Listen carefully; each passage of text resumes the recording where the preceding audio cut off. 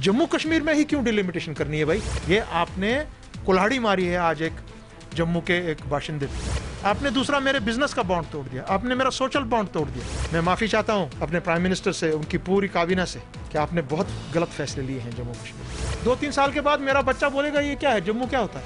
मगर ये बहुत ही महंगा पड़ेगा आपको जो भी ये कर रहे हैं। 370 और 35 से सही था। 5 अगस्त 2019 के बाद से जम्मू कश्मीर जब यूनियन टेरिटरी बना तब से लेकर अभी तक लगातार नई अमेंडमेंट्स जम्मू कश्मीर आ रही हैं, नए रूल्स रेगुलेशंस इंप्लीमेंट किए जा रहे हैं और कुछ पुरानी रिवायतें ख़त्म की जा रही हैं। बीते दिन जम्मू कश्मीर के अंदर एक और नई रिवायत ख़त्म हुई है जो जम्मू कश्मीर के अंदर लगभग 140 साल से ज़्यादा चली, यानी दरबार मूव की जो रिवायती मूव कश्मीर से लेकर जम्मू और जम्मू से लेकर कश्मीर के लिए थी वो कैंसिल हो चुकी है। काफ़ी तरह से अलग अलग रिएक्शन सामने आए हैं, पॉलिटिकल रिएक्शंस भी सामने आए हैं। हमारे साथ आज बात करने के लिए हैं अवामी नेशनल कॉन्फ्रेंस के वाइस प्रेसिडेंट मुजफ्फर शाह साहब। बात करेंगे। अभी कुछ समय पहले शाह साहब आपकी प्रेस कॉन्फ्रेंस हो रही थी, हम सुन रहे थे कि आपने कहा कि बहुत ही ज़्यादा इलॉजिकल और भी चीज़ें आपने कही कि इरेशनल चीज़ है, नहीं होनी चाहिए थी। जी, सरकार कहती है कि 250 करोड़ रुपए हम बचा रहे हैं, तो क्या सरकार को अपना 250 करोड़ का मुनाफा नहीं करना चाहिए था? और वैसे लोग भी बहुत ज़्यादा सफ़र कर रहे थे क्योंकि फाइलें यहाँ से वहाँ क्रॉस ओवर होने में ही 3-3 महीने लग जाते थे, तो क्या लोगों का फ़ायदा नहीं हुआ इससे? देखिए, मैं 2 चीज़ आपको बताऊंगा। एक तो आजकल डिजिटल वर्ल्ड है, आजकल सब it's on your finger tips. और जहाँ तक 250 करोड़ का बात है, अगर आपको 250 करोड़ बचाने हैं ना, मैं एलजी को और अपने ऑनरेबल प्राइम मिनिस्टर को एक सलाह दूंगा। हम यहाँ पर हज़ारों करोड़ खर्च कर रहे हैं ऑन सिक्योरिटी रिलेटेड एक्सपेंडिचर, गाड़ियों पे, पेट्रोल पे, सिक्योरिटी एपरेटस पे। ऐसा आपने किया हुआ है यहाँ पर which is in thousands of crore. वो तो सिक्योरिटी रिलेटेड है। नहीं, वो एक हो गया सिक्योरिटी रिलेटेड, दूसरा हो गया जो आप अपकीप कर रहे हैं, जो आपके यहाँ के बीजेपी के लोग हैं, पॉलिटिकल पार्टीज के लोग हैं, उनके लिए अलग आपने यहाँ खड़े किए हुए हैं मकानात, दुकानात, किराए पे रह रहे हैं दाएं बाएं, उनकी गाड़ियों का खर्चा, उनके पीएसओस का खर्चा, that is running into thousands of crore. उसको 10 या 15% से कम कर दीजिए, आपको ये 200 करोड़ रुपए बचाने की जरूरत पड़ती नहीं, उससे पूरा कर देते। मगर आपने जो ये किया है, ये आपने कुल्हाड़ी मारी है आज एक जम्मू के एक बाशिंदे पे, वहाँ के ट्रेडर पे, यहाँ के आदमी पे। क्यों? क्योंकि ये कल्चरल बॉन्ड था जम्मू और कश्मीर के बीच, हिंदू और मुसलमान के बीच, सिख के बीच, जितनी भी हमारा जो ये गुलदस्ता है जम्मू कश्मीर और लद्दाख का, करगिल का, आपने उस पर हथौड़ा मार दिया। आप कहते हैं जी 250 करोड़ का लॉस है आपका, आपको पता है कि इसका रिपरकशन क्या होगा अब जम्मू के बाजारों में?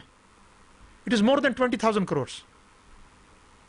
20,000 करोड़ से ज्यादा नुकसान है। क्योंकि कश्मीर और जम्मू में ये सिर्फ एक कल्चरल बॉन्ड ही नहीं था, ये दरबार में ये इतना ही नहीं था कि मैं वहाँ एक अपने डोगरा भाई के घर पे रहता हूँ और वो जब यहाँ पे आता है उसको यहाँ रहना पड़ता है हमारे यहाँ। आपने वो बॉन्ड तोड़ दिया, आपने दूसरा मेरे बिजनेस का बॉन्ड तोड़ दिया, आपने मेरा सोशल बॉन्ड तोड़ दिया, आपने मेरा एडमिनिस्ट्रेटिव बॉन्ड तोड़ दिया। मुझे तो अब जम्मू जाने की जरूरत ही नहीं है। 2-3 साल के बाद मेरा बच्चा बोलेगा ये क्या है, जम्मू क्या होता है, डोगरा कौन होता है, सरदार क्या है? ऐसी तो बात है ना।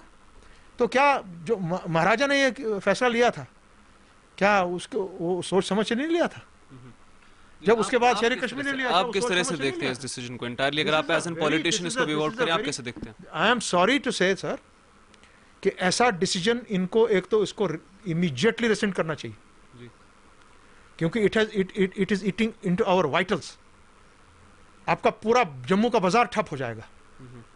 यहाँ के लोग जब जम्मू जाते थे वो टूरिस्ट होते थे, वहां के लिए टूरिज्म इंडस्ट्री होती थी। मानसर जाते थे, अखनूर जाते थे, दूसरी जगह पर जाते थे, टैक्सी, घोड़े, गाड़ी, होटल, ढाबे, और लाखों की तादाद में लोग जाते थे और अपनी खरीदारी मैक्सिमम कश्मीरी जम्मू में ही करता था। और जो मैंने आपको फिगर दी है 20,000 करोड़ से ऊपर, ये आपका अब नुकसान होगा, ये कौन भरपाई करेगा? जी, एक कुछ हम लोग अगर एनालिसिस की बात करें, कुछ एनालिसिस जो चल रहे हैं सोशल मीडिया वगैरह पे, वो ये भी चल रहे हैं कि जी जो बातें चली थी बीते दिनों में बाइफर्केशन की स्टेट के, या कुछ लोग कहते हैं कि उसकी शुरुआत है। आप कैसे देखते हैं? क्या आप भी कहते हैं? जी, मैं भी ये कहूँगा, बहशत इंसान में ये कहूँगा, सियासतदान छोड़िए अलग, as a citizen of this state, ये तो बाज़ाब्ता तौर final bifurcation is on way. मगर ये बहुत ही महंगा पड़ेगा आपको जो भी ये कर रहे हैं, क्योंकि आप एक सकाफत, हमारी बका जो 5000 साल पुरानी है, कश्मीरी का रिश्ता एक डोगरे से, हमारा रिश्ता लद्दाखी बौद्ध से, करगिल से, करगिल वालों का रिश्ता हमसे, जम्मू से, इसमें सब मजहब इकट्ठे, इसमें कोई ये हेर फेर नहीं कि वो जो हिंदू है मुसलमान, you know, it's for everyone, Hindu Muslim Sikh ईसाई बौद्ध कश्मीरी पंडित, अपने गुजर बकरवाल, आपने आज उसको तोड़ दिया। जी, कहाँ जाएंगे? अभी देखिए इसमें काफी अच्छा, तरह के सवाल हैं। जम्मू का जी। खरीदारी कौन करेगा? क्या पंजाब से कोई आएगा, लुधियाना से आएगा आपका सामान लेने? जी, देखिए सवाल कई तरह के हैं। जब 24 जून को मीटिंग हुई थी तो उसके बाद कहा गया था कि दिल से दिल जोड़ने हैं, नहीं, कोई यानी दिल से दूरियां दिल कम नहीं करनी जुड़ा। है। जो इससे पिछले तो समय में जो मैंने सारे तो- डिसीजंस आए हैं उन पर आप कैसे देखेंगे? बिल्कुल नहीं, डिसीजंस को? आपने 1300 से ज्यादा डिसीजन लिए हैं 5 अगस्त 2019 से। मैं माफी चाहता हूं अपने प्राइम मिनिस्टर से, उनकी पूरी काबीना से, कि आपने बहुत गलत फैसले लिए हैं जम्मू कश्मीर में। आप जम्मू कश्मीर को ही क्यों अपनी लेबोरेटरी बना रहे हैं भाई? You are taking wrong decisions in Jammu and Kashmir. Why? Unconstitutional decisions, illegal, illogical, irrational. What for? भाई दिलों को जोड़ो भाई, तोड़ो मत हमको। मुझे क्यों आप जम्मू से दूर कर रहे हो? जम्मू वाले को क्यों आप कश्मीर से दूर कर रहे हो? जम्मू और कश्मीर को क्यों आप करगिल और लद्दाख से दूर कर रहे हो? आपको जवाब कल ही मिल गया जब आपको लद्दाख वालों ने भी और करगिल एसोसिएशन वालों ने भी खुले आम दिल्ली में आपको कहा गया कि आपने जो फैसला 370 और 35 एक ही मनसूखी का लिया है वो फैसला गलत है, हमको कबूल नहीं है। जी, आपने इसमें एक टॉपिक और जोड़ दिया है। आपने दिल्ली की बात की है, लद्दाख करगिल की मीटिंग की बात की है जो एमएचए में हुई है कल। इससे पहले 24 जून को भी हुई थी। चलिए, आप खुद कह रहे हैं कि लद्दाख करगिल ने 370 की वहाँ पे वकालत की है। जो यहाँ से गए हुए मिनिस्टर्स थे पहले, हमारे जो एक्स रिप्रेजेंटेटिव्स थे, क्या उन्होंने बात की है 370 की? 100% हर एक ने बात की। सवाल कई सारे हैं, एक दूसरे पर निशाने हैं। मुजफ्फर साहब ने भी कहा कि छोड़िए, वो तो ऐसे लोग हैं जो आज यहाँ पे तफरुका उठाने की कोशिश कर रहे हैं। बदकिस्मती से वो कश्मीर की कुछ नई पैदाशुदा ये सियासी जमातें हैं। उनको आज देखना चाहिए करगिल, लद्दाख और जम्मू किस तरह बोल रहा है कि नहीं ये गलत है, 370 और 35 से सही था। ये एक हिंदू मुसलमान सिख ईसाई बौद्ध कश्मीरी पंडित गुजर बकरवाल भाई के लिए एक है। इसके बगैर और वो क्या कह रहे हैं? कोई कह रहा है जी मुझे 371 दे दीजिए। अरे मेरे भैया, 371 370 से निकला है कि 370 371 में से निकला है? कैसे होगा? एक बयान ये भी है जो कुछ दिन पहले 370, it will not happen. These new political parties are doing that and the people of Jammu and Kashmir are watching them and they will be given a befitting political reply. कुछ दिन पहले अल्ताफ बुखारी साहब ने प्रेस कॉन्फ्रेंस की, कहा कि यहाँ के रिप्रेजेंटेटिव जो आज बयान दे रहे हैं वो भूल गए थे कि 14 लोग और भी बैठे थे मीटिंग में। एक इशारा वो था। उसके बाद सफीना बेग जी ने कहा कि जी हम कहते हैं कि मोदी जी रिलीज ही कर दें वीडियो, पता चले किसने क्या बात करी। तो क्या आप उसको जस्टिफाई करेंगे किसी तरह से? क्या वीडियो आना चाहिए सामने किसने क्या बात करी है? क्योंकि पॉलिटिशियंस हमारे जो है एक दूसरे की टोपियां निकालने में लगे हुए हैं। क्या आप चाहते हैं कि कोई वीडियो सामने आए, कोई जस्टिफिकेशन, जिससे पता चले कि किसने क्या बात की है एक्चुअल में? मैं उस लेवल पे जाऊंगा ही नहीं। आपने एक हमारे भाई का नाम लिया है कि उसने जी इस तरह कहा, ये कीजिए वो कीजिए। वो अपनी लेवल की बात करता है।